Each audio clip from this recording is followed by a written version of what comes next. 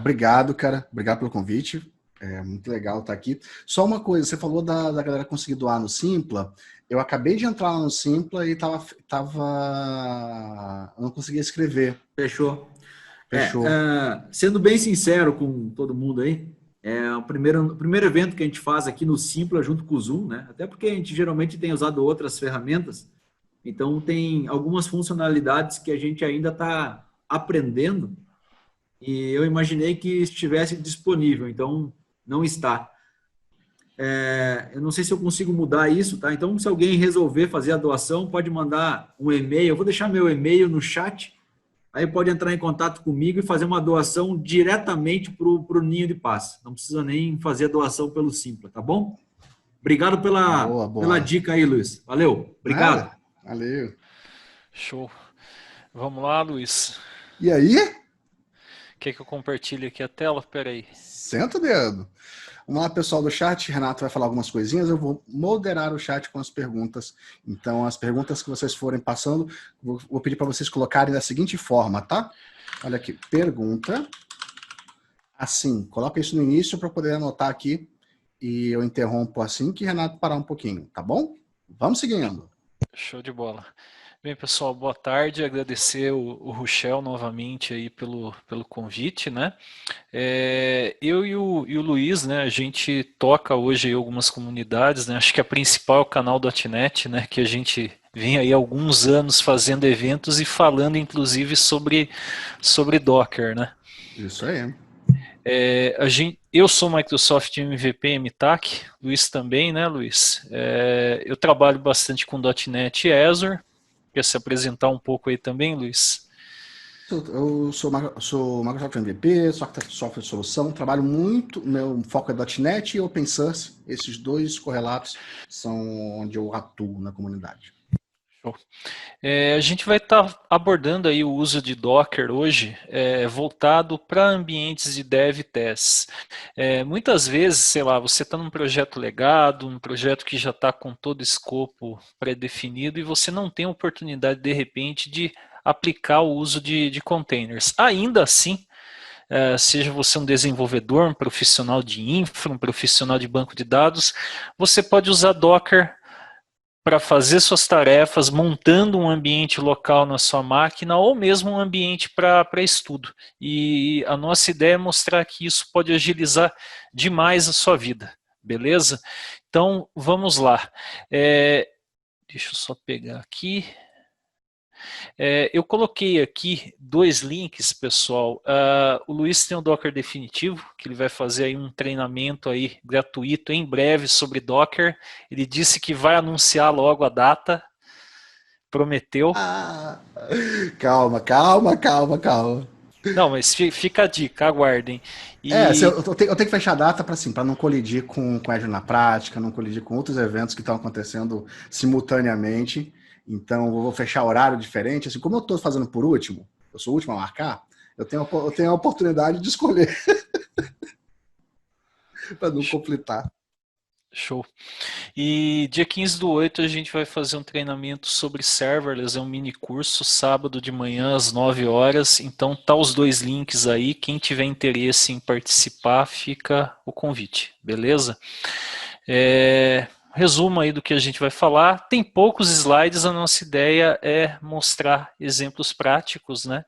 Tentando fazer de uma forma controlada, né, Luiz? Antes que exploda tudo. Isso aí, isso aí.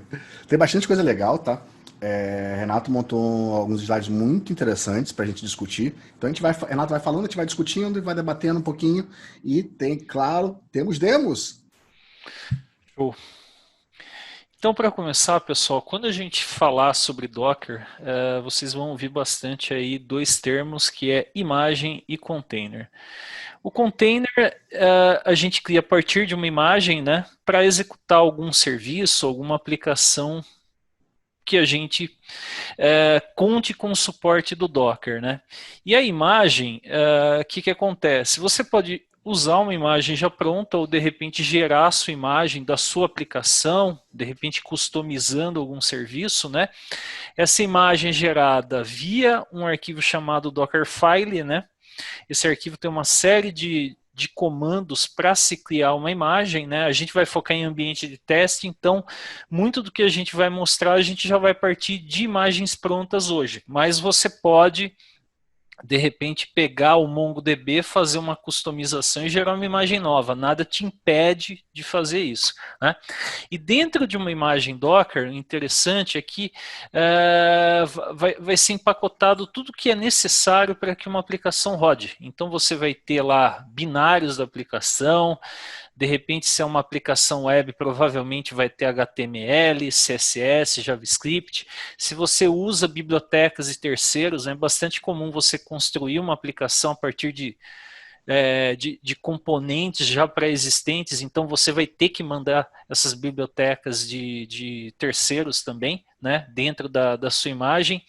E todo mundo sabe que para uma aplicação rodar, ela depende de um sistema operacional. Então, uma imagem, no topo dela, né, vai estar sempre uma imagem de um sistema operacional.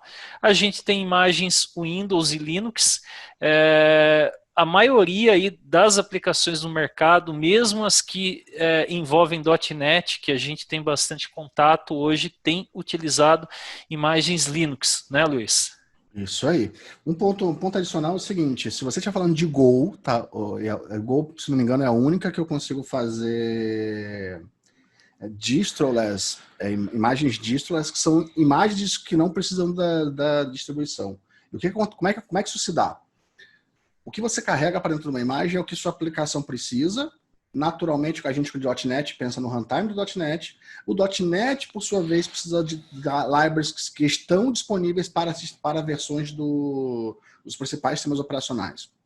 E é aí que entra o ponto de você precisar de uma imagem de sistema operacional. Go, por exemplo, faz o build direto pensando no kernel. As dependências vão direto. Então, eu não preciso desse tipo, por exemplo, de dependência de Ubuntu, de Debian, de nada disso. Eu consigo pegar uma imagem Scratch, colocar meu binário lá e vai rodar, porque a dependência dele é direta com o kernel, tá? Só para ilustrar as oportunidades de uso. E aí, sempre que você ouvir esse lance de distroless, tem a ver com outro mundo que não é o nosso, tá? Show. Para vocês terem uma ideia, acho que as imagens do .NET são baseadas em Debian hoje, não é?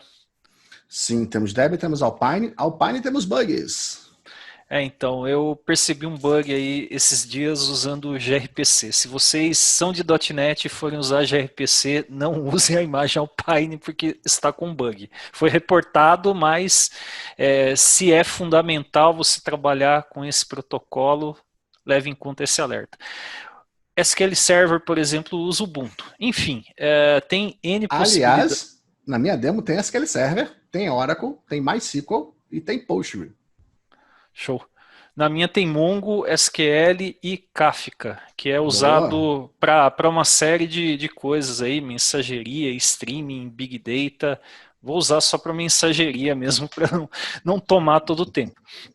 Beleza, a gente falou aí de imagem container. Onde que a gente encontra imagens? O principal repositório hoje é o Docker Hub. O Docker Hub tem um funcionamento bem similar ao do GitHub, né? Então, imagens públicas você pode subir gratuitamente, sem custo algum, né? Então você pega, vai ter coisa lá da Microsoft, da fundação que cuida do Node, vai ter coisas da Apache, Mongo, Redis, Postgres, enfim. Os principais players de tecnologia costumam disponibilizar imagens dos seus serviços via Docker Hub.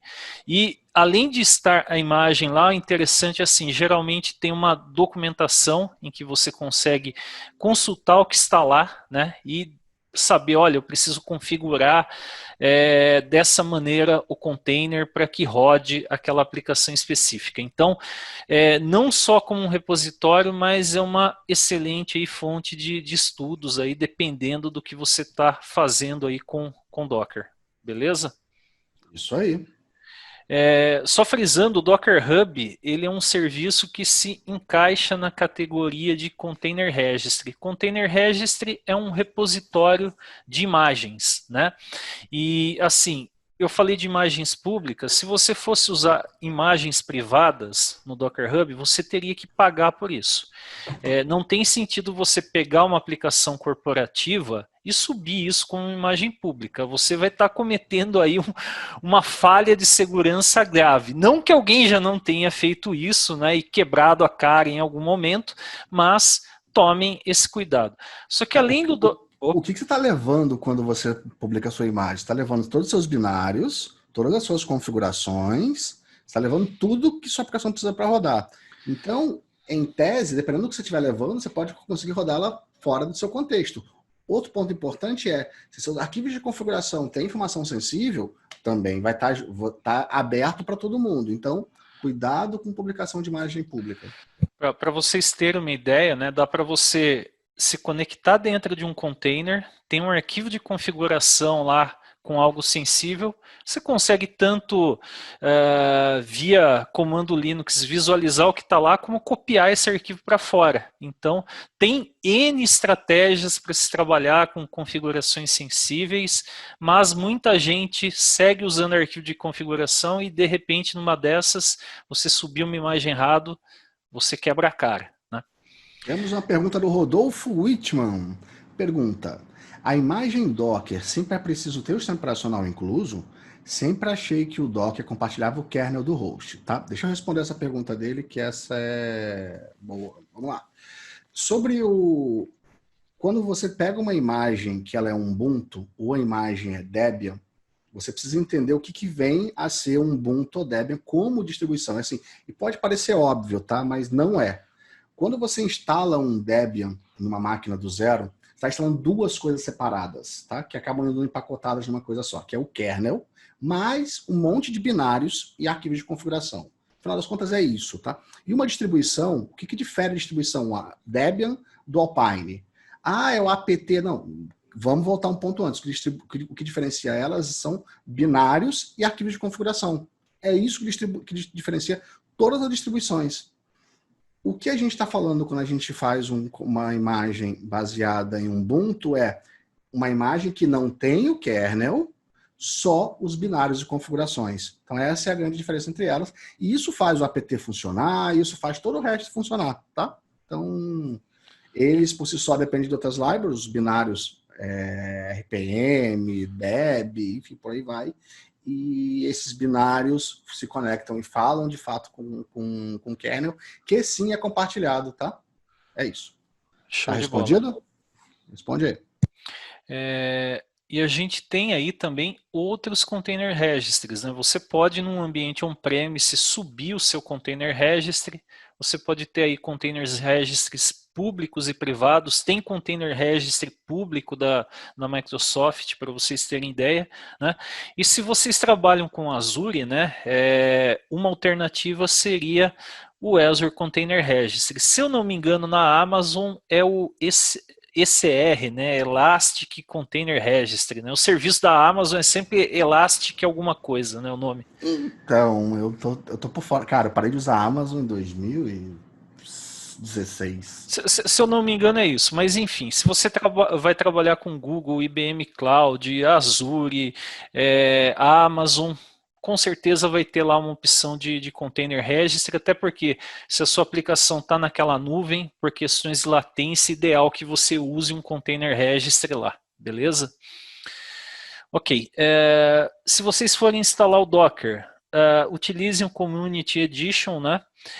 A gente tem aí várias possibilidades, dá para usar Docker Desktop em Mac e Windows 10. No caso do Windows 10, você precisa do Hyper-V. Mais recentemente saiu o WSL 2, né? E em Linux, quando você instala o Docker, você tem o Docker, a gente vai falar do Docker Compose, né? Você tem que instalar separadamente primeiro o Docker, depois o Docker Compose.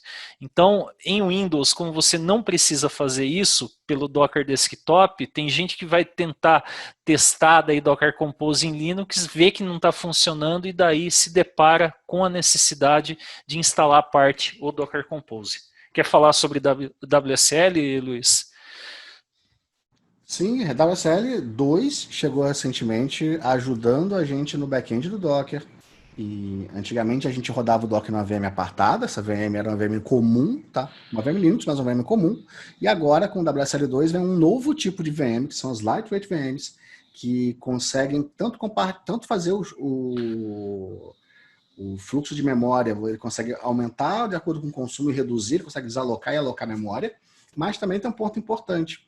A gente agora tem uma integração muito mais fluida e a oportunidade de usar o Linux direto para poder trabalhar com Docker. Então, se você às vezes está no Bash, tem que lidar com barras, aí você tem que duplicar a barra para fazer um escape, porque o seu Bash está interpretando aquilo de uma forma errada no Windows, você vai para o Linux e, cara, tá tudo de boa. Você tem ali um terminal completo e real para você no Linux.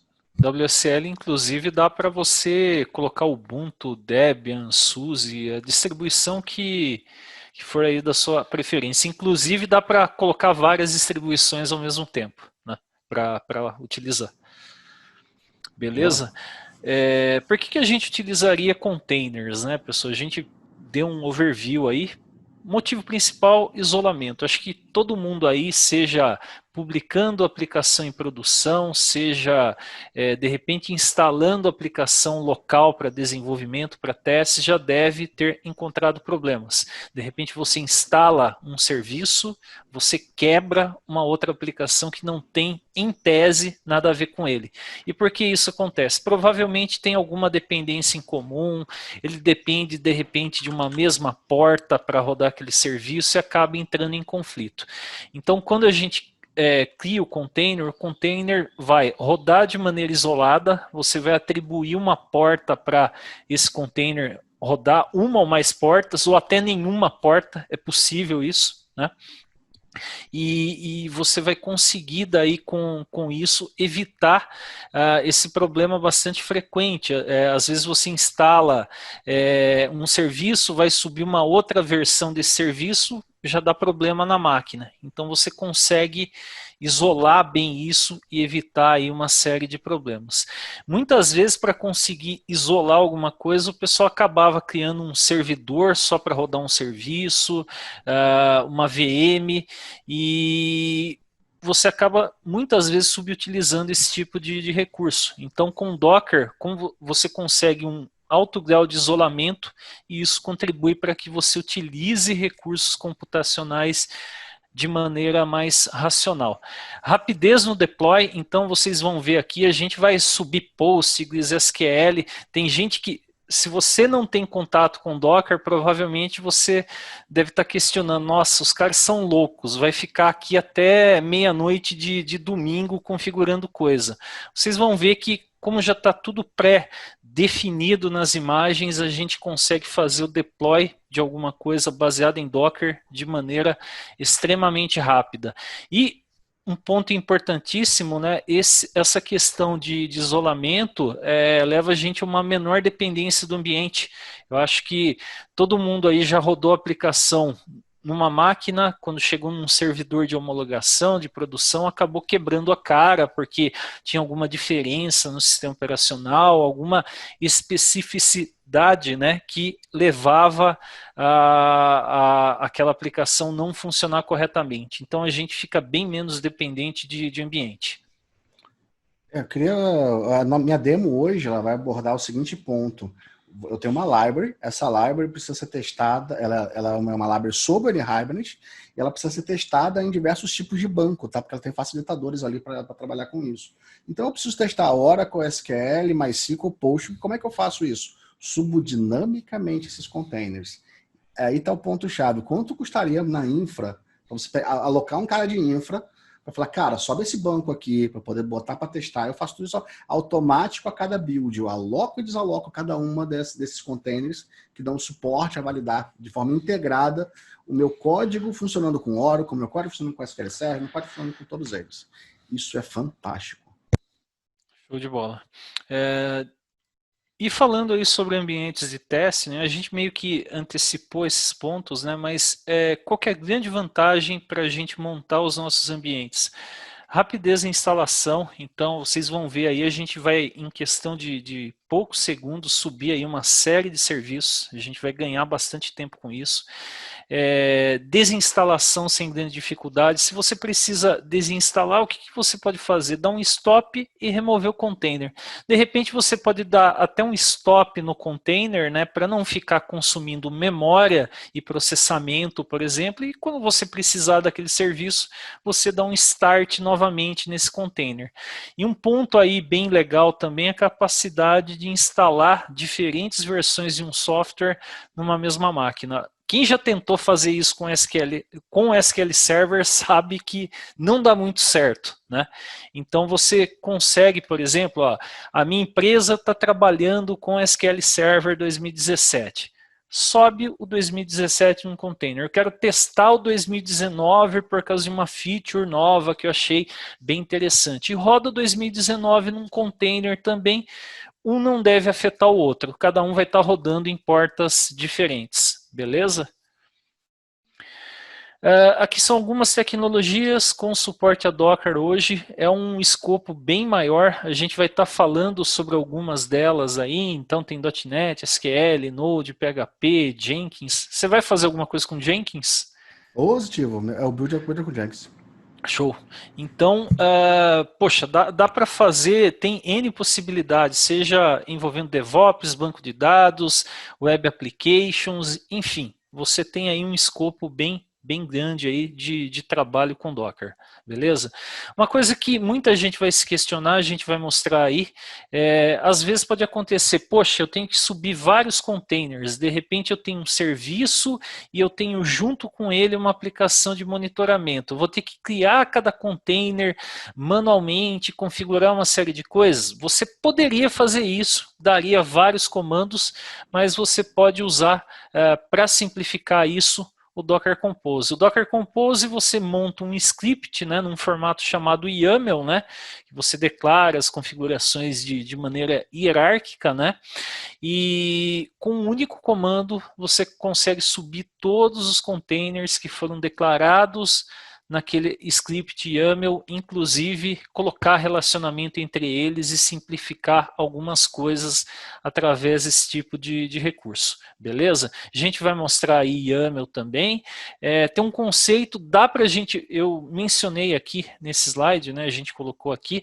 dá para a gente utilizar o conceito de network com containers Docker, então se você tem containers com algum tipo de relacionamento entre si, você consegue fazer com que eles se comuniquem dentro de uma mesma rede criada no Docker, e isso é legal porque daí você consegue que um container referencie o outro sem indicar a porta, que muitas vezes no ambiente você pode usar uma porta X, mas no outro ambiente você tem que mudar a porta, então você ia ter que mudar arquivo de configuração, fazer uma série de coisas. No arquivo de configuração você faz com que uma aplicação referencie a outra, por exemplo, indicando o nome do container, beleza? Acho que agora é a parte prática, né? Você quer deixar rodando o seu, que você falou que levava um pouco mais de tempo, depois em paralelo, daí eu já vou mostrando a minha demo e a gente finaliza com você, Luiz? Acho que está mudo. Acho que o seu tá mudo, Luiz. Tá ótimo, consegui. Eu fiz o mudo no próprio Zoom aqui, me sacaneou. Vamos lá, deixa eu compartilhar minha tela aqui rapidinho, tá? Show. E eu não tô com uma... tá. Deixa eu dar um stop share aqui, beleza. Isso aí. Gente, deixa eu contar essa história aqui para vocês. Vocês estão vendo minha tela? Responda no chat. Então tá, deixa eu contar essa história aqui sobre contar esse projeto, tá? Eu tenho um projeto no GitHub, chamado Oregon Context. Ele está no GitHub, tá? Esse projetinho aqui. E uma das coisas interessantes é o seguinte, tá? Eu tenho um processo de build aqui. Nesse build, eu estou num servidor Ubuntu. Essa library é uma library .NET, C# com .NET Standard. Eu tenho um Jenkins instalado no servidor e eu vou usar a infra do Docker para fazer todo o trabalho sujo para mim. O que eu vou usar o Docker para fazer, tá? O Docker vai ser um ambiente de build completo, tá? E durante o processo de build e teste da aplicação, eu vou criando... Travou. Me escuta? Estou escutando. Tá, voltou. Então ele vai fazer a criação dessa infra de banco para testar essa library o tempo todo, tá? Então esse é o processo sujo da coisa. Eu vou mostrar aqui como é que eu faço isso, tá? Então eu vou em Jenkins. Nossa, olha a tela aqui como é que tá. Tem uma lista aqui que não sai. Eu vou dentro do projeto específico e vou executar esse processo de build. Eu fiz um build agora há pouco, malandramente, para poder garantir que está tudo funcionando, dor de cabeça quanto a isso. Gente, isso aqui tem a ver com a minha placa de vídeo, ou tem a ver com o whiteboard. Tá? Então, beleza. Comecei o processo de build, e onde eu vou detalhar isso aqui daqui a pouquinho, quando o Renato voltar, tá? Esse processo aqui é um processo lento, vai demorar em torno de 10 minutos. Renato vai prosseguir com a apresentação dele e eu volto para detalhar esses pontos em alguns minutinhos, tá bom? Por enquanto, fechou, Renato. O processo dele está acontecendo aqui. A gente tem aqui... Deixa eu parar minha tela. Pronto. Renato, agora você está sem áudio. Provavelmente o Lúcio vai ter que aprovar ali para você. Deixa eu ver se eu consigo fazer um mute em você. Não consigo fazer. E aí, Estão me pessoal? ouvindo? Voltou. Beleza, parece que voltou. Pessoal, eu vou compartilhar aqui a minha tela. Qual que é a ideia aqui? Eu vou subir aqui algumas coisas no Linux, né? Estou usando aí o Ubuntu, poderia ser em Windows também, eu coloquei aí porque como eu vou usar um pouco de .NET também, fica aí para o pessoal aí ver que é possível usar .NET em Linux. E SQL Server também. Deixa eu fazer o seguinte aqui, deixa eu compartilhar aqui a tela, beleza, ok. Tá aqui a minha tela. Deixa eu fazer aqui o seguinte agora, tá aqui o Ubuntu. Ok? O que eu vou fazer aqui, pessoal? Se eu abrir aqui o terminal, deixa eu até dar um zoom aqui para ficar mais fácil para vocês visualizarem. Um sudo docker ps aqui. Docker ps vai retornar comandos que estão rodando aqui na minha máquina. Então eu tenho uma instância do SQL Server rodando na porta 21433. Né? Eu tenho aqui na 9000 o Portainer, que é uma interface para gerenciar um host Docker. Embora ele seja muito útil, a gente aprenda a usar a linha de comando. A linha de comando vai te salvar a vida em inúmeras situações. Só depois que você entender bem de Docker, utilizando linha de comando, você faz testes aí com o Portainer, beleza? O que eu vou fazer aqui? Tem no meu GitHub, depois eu posto o link aí para vocês, mas a ideia aqui vai ser o seguinte, primeira coisa, eu tenho um container do SQL Server rodando nessa porta 21433. Supondo que eu vou trabalhar num projeto que depende do SQL Server 2017, dá para eu instalar aqui uma instância do 2017 sem sofrer muito com Docker, que é o que eu vou fazer aqui agora. Beleza? Então deixa eu só pegar aqui, Interop Summit, beleza. Deixa eu abrir isso daqui via terminal. Então tá aqui, beleza. Que acontece? Aqui eu tenho o comando, né, para criar o container do SQL Server 2017. Eu vou jogar ele lá no terminal e eu explico para vocês o que eu estou fazendo aqui, beleza? Então deixa eu colar ele aqui. Né? Se vocês observarem esse comando, é o docker run, né? O comando docker run, ele vai criar um novo container para a gente. Importante, eu passei aqui um nome do container, atribuo um nome, porque do contrário, ele vai assumir um nome lá usando um adjetivo em inglês e um nome aleatório qualquer, então sai umas bizarrices, de repente você vai bater o olho e não vai entender nada, né? Vocês estão vendo da Marvel, sabia? Tem de tudo, tem nomes de hinduísmo, tem cultura nerd em geral. Eu já vi Bugs Bunny, que é o Pernalonga em inglês, tem de tudo.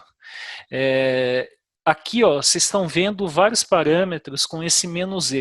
"-e", Environment são variáveis de ambiente. Para você instalar o SQL Server, você tem que dar aceite no contrato de utilização, você tem que definir a senha do SA, e é justamente o que a gente está fazendo aqui.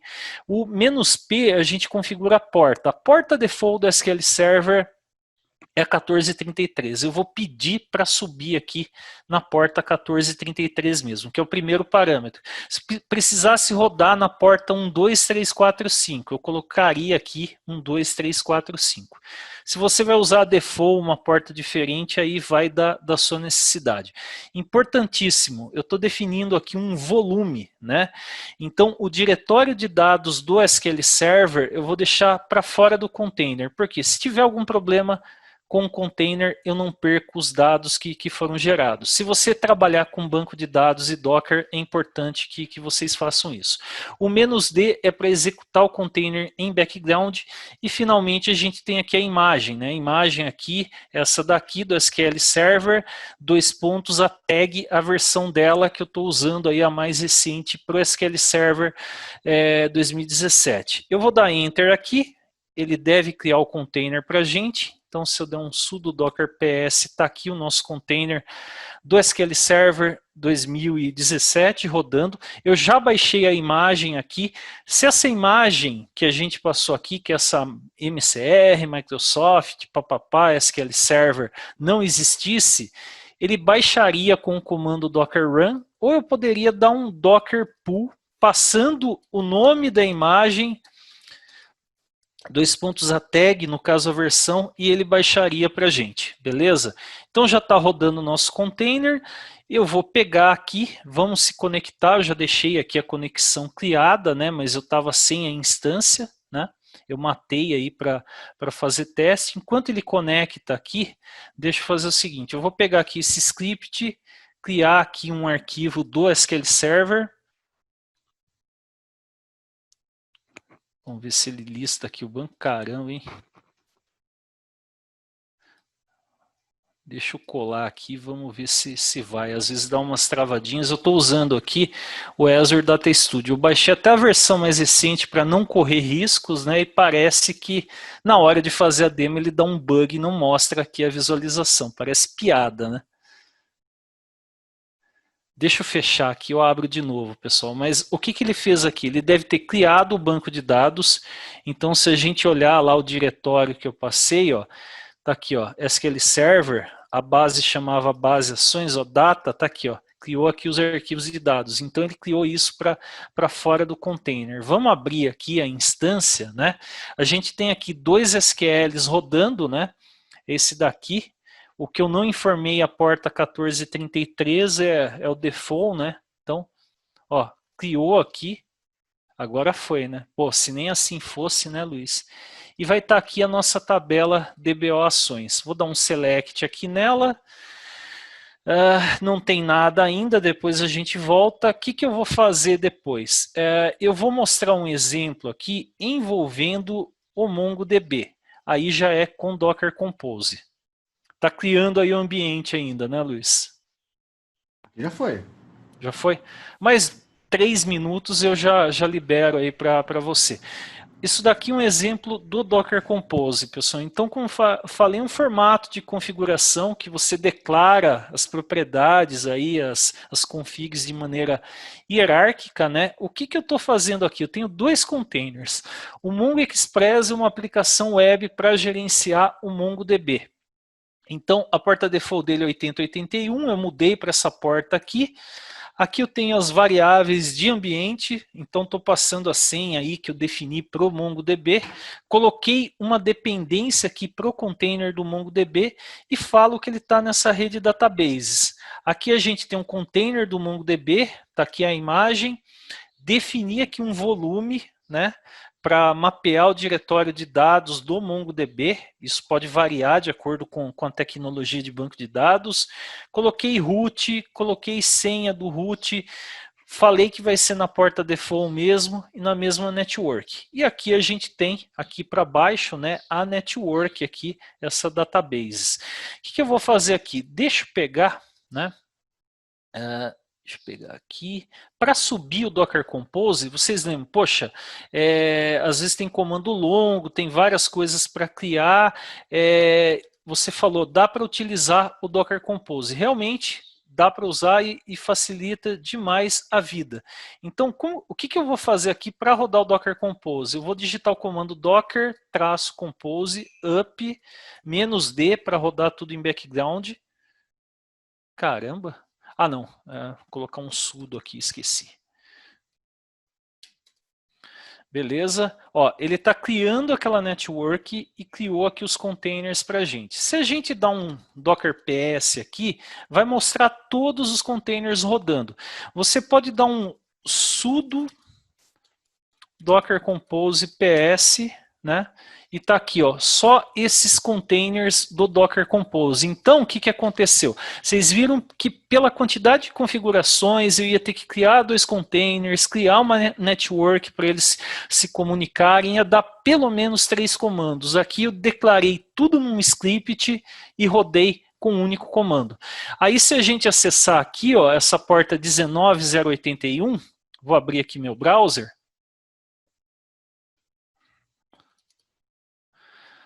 Pegar aqui 19081.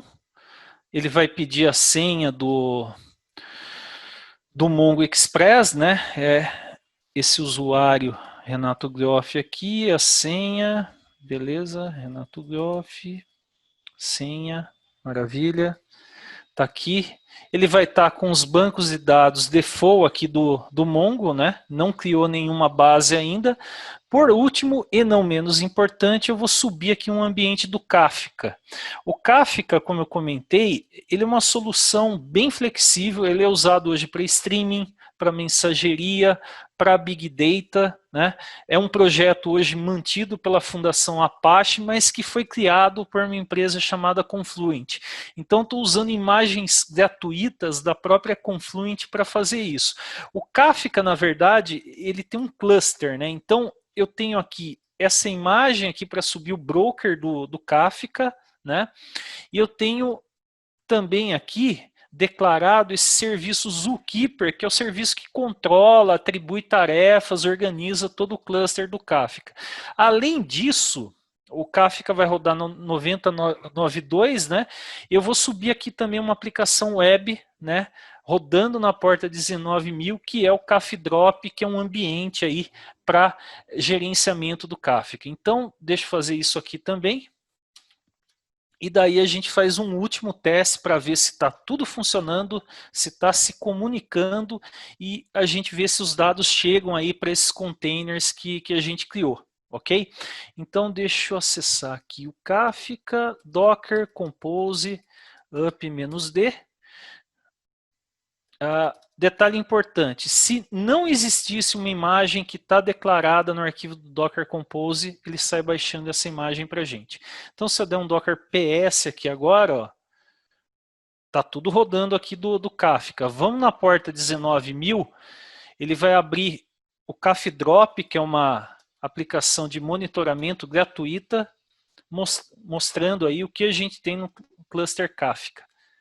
Caramba, não está indo? Será que...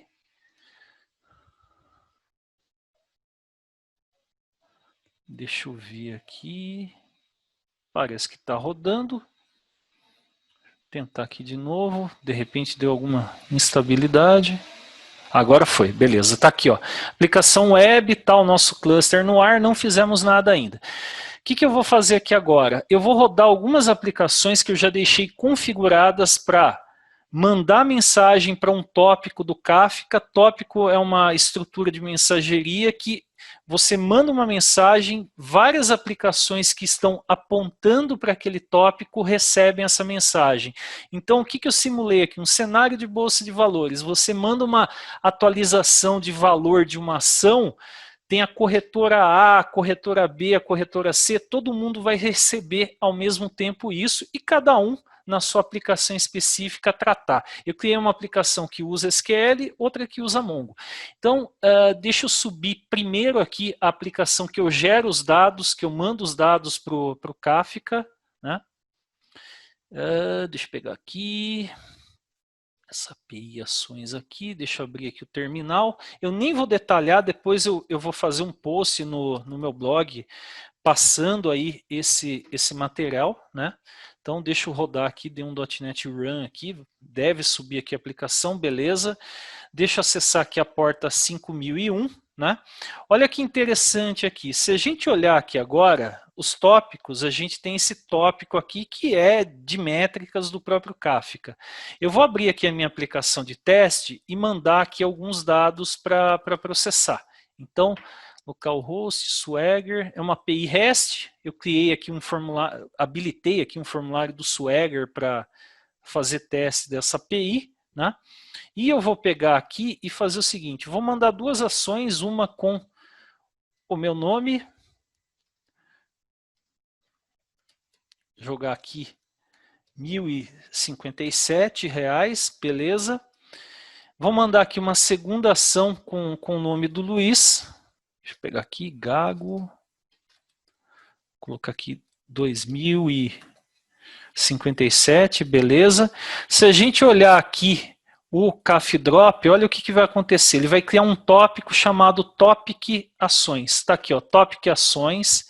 E a gente consegue ver esses dados que a gente mandou, que foram serializados em JSON, né? Está aqui, ó. A gente subiu em segundos um ambiente do Kafka, está operacional, está chegando os dados, vamos consumir isso e ver se chegou as informações nas bases de dados que a gente está utilizando via Docker, ok? Então deixa eu voltar para cá, deixa eu abrir aqui a aplicação que grava no SQL Server, né? Então, beleza, deixa eu abrir aqui no terminal, deixa eu dar aqui um .NET Run. Ok? Oremos, né, Luiz? Momento tenso, ó. Tá aqui, ó, Topic Ações, está apontando para 9092, beleza. Ó, processou aqui as ações. Vamos abrir também aqui a do nosso amigo MongoDB, né? E eu faço... Oi? Só pontuar. Esse exemplo que a Renato está mostrando aqui tem um ponto importante que é o seguinte. Não conheço o Kafka, nunca vi na vida. Não sei para que serve. Que tal testar assim? É tão simples para você subir um ambiente de teste. Você pega a demo do Renato, baixa na tua máquina e olha que legal, que fácil de você subir um ambiente para você entender como funciona, entender o potencial. E aí você junta isso com algo que você aprendeu num livro, enfim, algum outro material na documentação oficial, e você consegue compor na tua cabeça a ideia de, putz, entendi como funciona. Facilita muito a vida no processo de aprendizado, tá? Sim. E o Kafka, pessoal, para esse exemplo aqui, a gente pegou um cenário de aplicação distribuída que é comum quando você tem, por exemplo, uma arquitetura de microserviços. Então tem duas aplicações processando dados aqui no background, né? A gente tem essa do Mongo, essa do SQL Server. Vamos pegar aqui e fazer o seguinte, vamos consultar aqui no SQL, vai ter dois lançamentos aqui, ok? Se a gente for para o Mongo aqui agora, ó, o que vai acontecer? Vou dar um F5 aqui, criou um banco de dados, se a gente consultar aqui essa coleção, está aqui os dados que a gente enviou, beleza? Então tá aqui. Vamos fazer um último teste e daí eu libero aí pro Luiz aí fazer a demo dele. Então vamos colocar aqui, ó, as ações da sua empresa tiveram um aumento aí de 50%, hein, Luiz? Tá bombando no mercado financeiro, hein? Boa! Deixa eu dar um execute aqui. Olha o que vai acontecer, pessoal. Tá as duas aplicações aqui apontando para o tópico, ó, já chegou aqui, é muito rápido. Faz de novo, minimiza a tela, mandar um jeito de mostrar. Deixa eu fazer o seguinte aqui, ó, deixa eu pegar aqui, diminuir aqui um pouco, acho que assim tá bom, dá para ter uma noção. Deixa eu jogar aqui as duas de lado, né? Então tá aqui, boa. E a gente pega aqui e abre o browser, deixa eu dar uma... puxar aqui para baixo, né? E a gente manda aqui para vocês verem que está chegando nas duas aplicações, né? As duas estão apontando aqui para o mesmo tópico do Kafka. Vamos colocar aqui uma alta de 25%, tá bom ainda. Beleza, deixa eu dar um execute aqui, vou só puxar aqui um pouco para baixo para vocês verem melhor e daí eu finalizo aqui a minha demo. Ó, deu um execute aqui. Ó, já chegou aqui nas duas, né? Já Interessante. As aplicações são parecidas, mas poderia ser uma empresa A com uma aplicação em Java, uma empresa B com uma aplicação em .NET, uma empresa C em Python, uma empresa D em Node, enfim. E nessa migração de microserviço, é comum você ter um cenário onde você tem que sensibilizar duas aplicações, ou uma aplicação que é nova e outra que é legado, ou dois serviços diferentes, ou você precisa notificar um evento, cadastrei um cliente, ele precisa estar presente também na infraestrutura de pagamento, por exemplo, mas também tem que estar na parte de, sei lá, de notificação de e-mail. Então você precisa cadastrar esse cara talvez em alguns repositórios ao longo do seu, com aspectos diferentes, dados diferentes, né? Mas em parte dos seus cadastros como um todo. Show de bola. Tá vendo, Luiz? Dessa vez eu terminei antes de meia-noite, hein?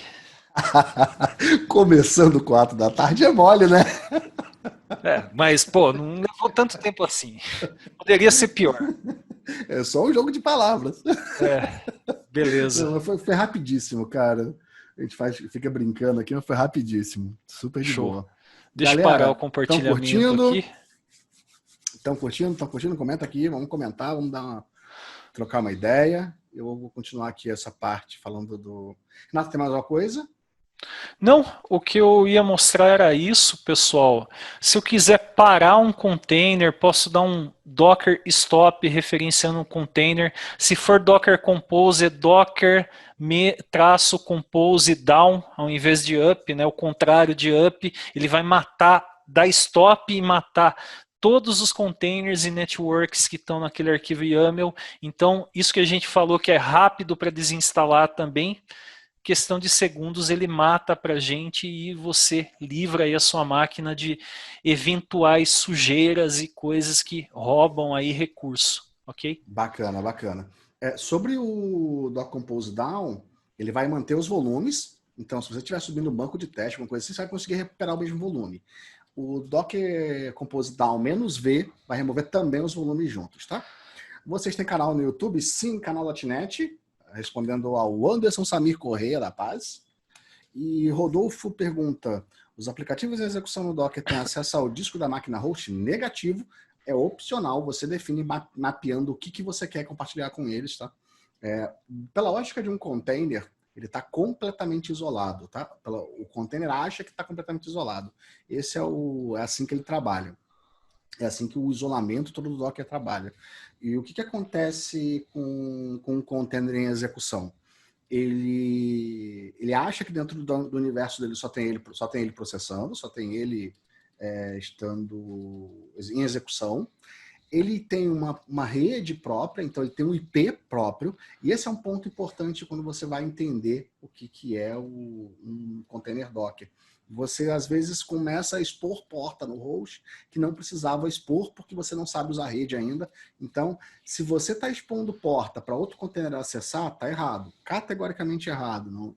Então, fica atento a isso para poder não cometer esses erros bobinhos, tá? Deixa eu compartilhar minha tela, compartilhando tela para continuar esse papo, tá? Então, deixa eu pegar nosso whiteboard aqui. Aqui o nosso whiteboard, voltando. Caramba, esse azul quase me deixou cego agora. Sem problema. Então, eu estava contando a história desse Linux, que tem o Jenkins, que tem o Docker, que faz o build de uma library e sobe a instância de todas essas aplicações. Eu vou contar um pouquinho como é que isso funciona, tá? Nosso build aconteceu aqui, tá? Ele levou ao todo alguns minutos, então um total de... Um ponto crítico aqui são 6 minutos, tá? Então, vamos detalhar os logs dele para você ver isso acontecendo. Vou falar primeiro dos logs para mostrar a aplicação rodando, tá? Eu vou mostrar o que aconteceu. Então, deixa eu pegar o log completo e começar a detalhar isso. Vou fazer um paralelo do que aconteceu aqui. Primeira coisa, baixando o código do GitHub, tudo ok. Começou aqui um build de um Dockerfile. Que Dockerfile é esse? Eu estou usando o Jenkins e uma estratégia que eu tenho na configuração é o de usar um Jenkins File. O Jenkins File é um arquivo Groovy que eu consigo determinar o que eu preciso executar nesse processo de build.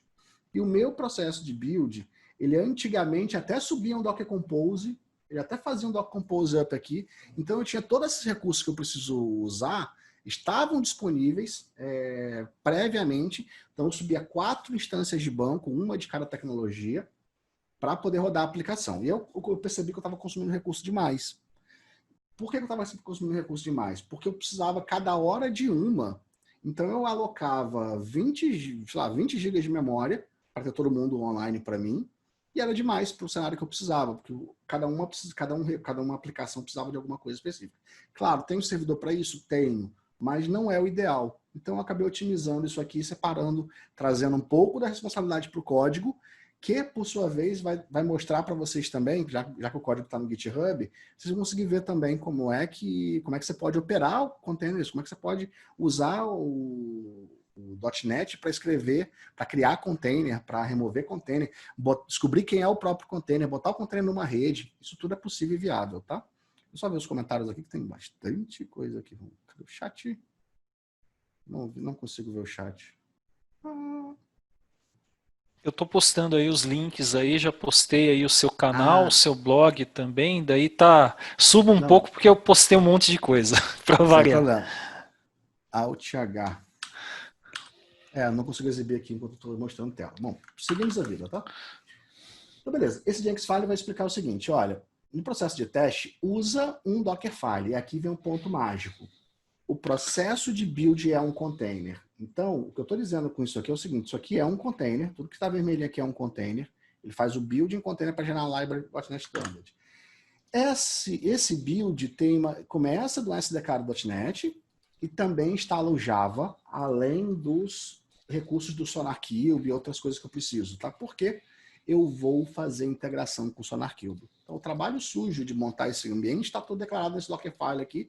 E aí vem um ponto importante. Esse build é isolado de todos os outros builds. Por quê? Porque é um container. Então, eu aproveito todo esse conhecimento e todo esse entendimento para montar esse build. E o que esse build está fazendo? Esse processo, esse Dockerfile aqui, só descreve como o meu Jenkins vai rodar. E agora eu continuo no Jenkins trabalhando aqui em cima disso, dizendo o seguinte, olha, você vai rodar isso aqui. Você vai rodar esses testes, vai rodar o Sonar Scan. Esse é o processo que você vai rodar. E o que está acontecendo durante o teste que faz eu subir esses bancos todos, que faz subir essa bagaça toda? Vamos entender isso aqui. Eu tenho aqui uma parte da aplicação, que é isso aqui, onde eu vou configurando tudo. Eu vou descobrir se eu estou rodando como um container, se eu não estou. Vou descobrir a tag, porque a tag é uma variável de ambiente do Jenkins. Eu vou descobrir se eu estou rodando dentro de uma tag. Pego a tag que eu quero. Vou aqui obter um contexto para poder pegar os objetos que eu declarei aqui de acordo com as tecnologias. Então, eu tenho aqui uma declaração que me diz o seguinte. Olha, o que eu vou fazer? Publico todas as portas. Como é que eu lido com SQL Server? Como é que eu lido com Oracle? Tem um monte de informação importante aqui para mim. Daqui até o final, o que eu vou fazendo? Aqui é a parte de definição de parâmetros, aqui eu vou fazendo de fato. Então, eu começo criando uma network nova, vou criar um container de acordo com alguns parâmetros, que container é esse? É o container de banco. E eu tenho uma definição também de como se cria o containers de banco. Deixa eu pegar aqui a definição de como se cria isso. Deixa eu pegar aqui. Isso aqui é a informação básica. As configurações. Aqui já é utilização, não. Vamos ver isso aqui em algum outro canto. Onde está isso? Deixa eu pegar aqui o código aqui para exemplificar isso aqui. Isso aqui vem de onde? Vem desse cara aqui, que possui technology. Onde está o arquivo dele? Database Integration Tests. Achei. Aqui tem uma definição aqui em cima, tá? Todas as definições estão aqui. Como é que eu crio Oracle? Como é que eu crio Postgre? Como é que eu crio MySQL? Como é que eu crio SQL Server? Como eu crio SQLite, porque eu faço teste com SQLite também.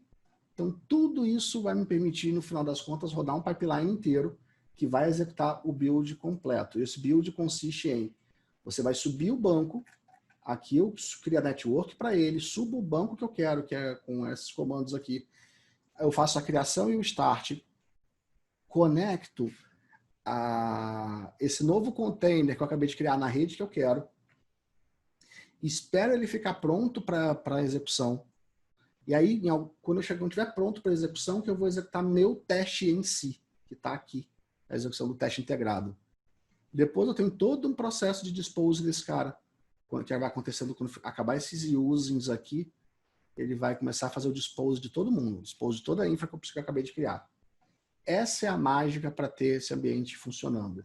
Isso vai acontecendo aqui para todos esses bancos, tá? Então, isso vai acontecer aqui para Oracle, Postgre, MySQL, SQLite, SQL Server. Para cada um deles, ele vai executar esse processo.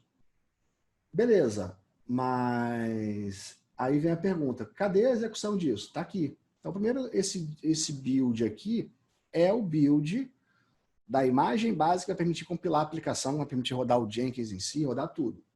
Uma vez que o Jenkins está rodando, eu vou começar o trabalho. E aqui está a declaração de variáveis, declaração de tudo que eu preciso, variáveis de ambiente que eu tenho. Aqui está começando a fazer o trabalho dele de build da aplicação. Lembrando que esse build é build de uma library, tá? É build de um pacote Nugget que vai ser publicado ou no nugget.org ou no myget, depende do build. Como é que está definido isso? De onde vai ser publicado um ou outro? Está definido também no Jenkins File. Luiz, o Rochelle só pediu para dar uma olhada no tempo que parece que expira o link do Zoom aí. Tá, então fechou. Então vamos acelerar, pessoal. Beleza, pessoal? Aqui está o processo. E fecha que horas? É 5 horas, Rochelle? Acho que... Dá pra gente tocar mais uns 8 minutos aí, cara. 5 minutos. 5 minutos eu fecho. Fecho mais 5 minutos. Beleza. Show. Pessoal, vou acelerar um pouquinho, tá? Restrição de tempo aqui com a gente, mas tá tudo bem. Eu acho que dá para entender aqui ainda assim, tá? Pego meus projetos, vou empacotar, então rodo o .NET Pack. Ainda estou no ambiente de container. Uma vez que eu empacotei, eu vou fazer o publish, de acordo com minhas regras aqui. Isso vai para lá ou no myget, ou no nugget.org, depende da regra, tá? Quais são as regras aqui? Se eu tiver num build alpha, eu faço primeiro no myget. Se eu não tiver num build alpha, eu vou publicar no Docker Hub, no nugget.org. Beleza? Esse processo aqui está fazendo a criação desse ambiente aqui. Build da aplicação. E agora é hora de testar essa aplicação. Testar, de fato, isso acontecendo. Então, aqui eu estou criando os containers, fazendo toda aquela infra de criação, está aqui. Começo a aplicar o migration para esse banco e começo a fazer meus testes. Tá? Então, vou executando aqui os selects, estou dando log de tudo que está em execução aqui.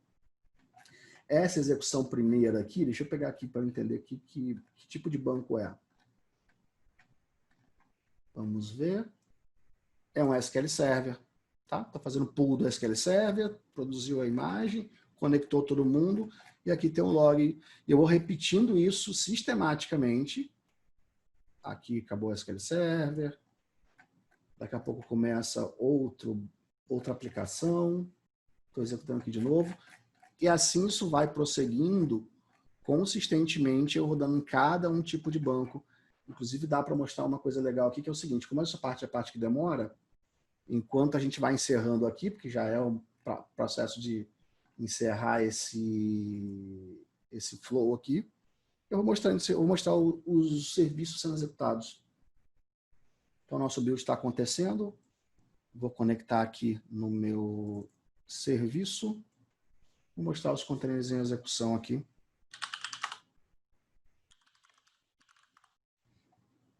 A gente vai ver aqui, isso aqui é meu Jenkins em execução, o proxy. A gente consegue ver aqui o consumo.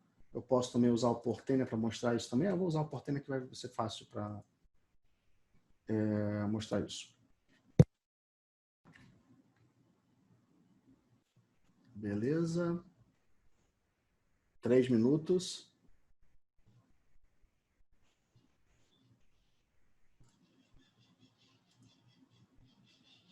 Deixa eu pegar aqui data de criação.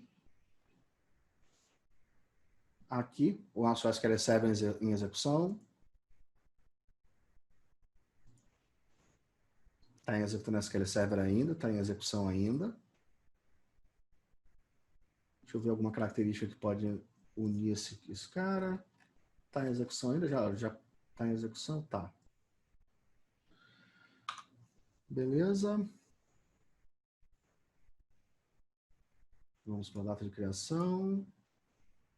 Estamos executando SQL. Posso pegar o log aqui e ver também.